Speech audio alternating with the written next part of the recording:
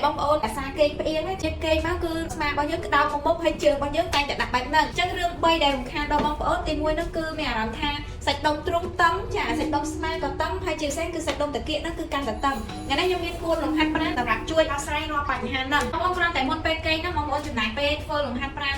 ពលាសាច់ដុំតិចទៅបងប្អូនគឺដាក់ដៃបែបនេះចាហើយទាញខ្លួនបែបនេះហើយបងប្អូនស្រោបដង្ហើមចូលហើយបងប្អូនបែកខាងតិចផ្លុំដង្ហើមចេញចាដល់ពេលដែលបងប្អូនបែកខាងនេះម្ដងស្រោបដង្ហើមចូលហើយផ្លុំចេញមកវិញបែកខាងនេះទៀត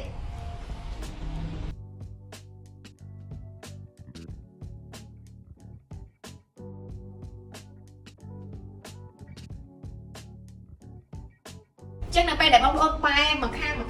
ពេលបងបែទី1គឺស្រោបដង្ហើមចូលបងប្អូនបែមកឲ្យខាងទៀតបងប្អូនផ្លុំដង្ហើមចេញចឹងបងប្អូនធ្វើមកខាងនេះ5មកខាងនេះ5ចាទី2គឺបងប្អូនគ្រាន់តែគេងមកមានកសែងមួយចាហើយបងប្អូនដាក់ជើងនេះមកយកកន្លែងប្រអប់ជើងយើងចាហើយបងប្អូនស្រោបដង្ហើមចូលហើយផ្លុំចេញវិញធ្វើរយៈពេល90វិនាទីបងប្អូនហើយរួចទៅហើយបងប្អូនដូរជើងមកខាងទៀតចា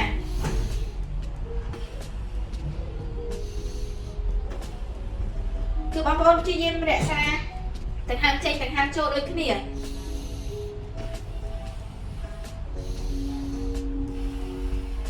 ចឹងបងប្អូនព្យាយាមធ្វើមកខាង90វិនាទីចាមកខាង90វិនាទីហើយលំហាត់ប្រាណទី3ហ្នឹងគឺបងប្អូនគាត់តែគេងជាមួយនឹងខ្នើយសុខភាពរបស់យើងដែលមានកលៈកស្មាចាកលៈដាក់ដៃ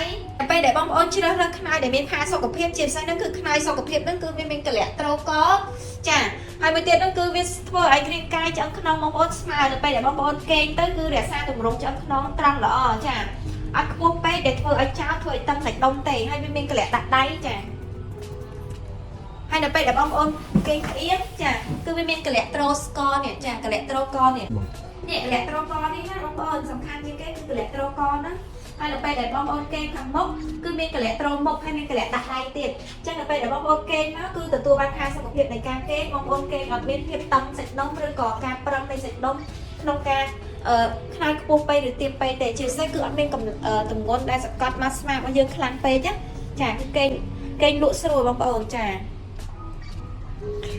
អរគុណសម្រាប់ការតាមដានវីដេអូសង្ឃឹមថាបងប្អូននឹងទទួលបានអត្ថប្រយោជន៍ពីវីដេអូក្នុងការគេងហ្នឹងដើម្បីគេងលក់ស្រួលចាទទួលបានសុខភាពល្អហើយបងប្អូនអត់ទាន់ follow page កុំភ្លេច follow page និងជួយ share វីដេអូនេះមួយផងអរគុណជំរាបសួរបងប្អូនសូមណែនាំខ្នើយសុខភាពពីគឹមសានដែលមាន2ជម្រើសសម្រាប់បងប្អូនដែលចូលចិត្តទៀតមានទៀតចូលចិត្តខ្ពស់មានខ្ពស់ហើយមានកលៈត្រូកចាលក្ខណៈផាសុខភាពទន់ស្រួលគេងអត់ជាប់កអត់ជាប់ស្មាអត់រោយឆ្អឹងខ្នង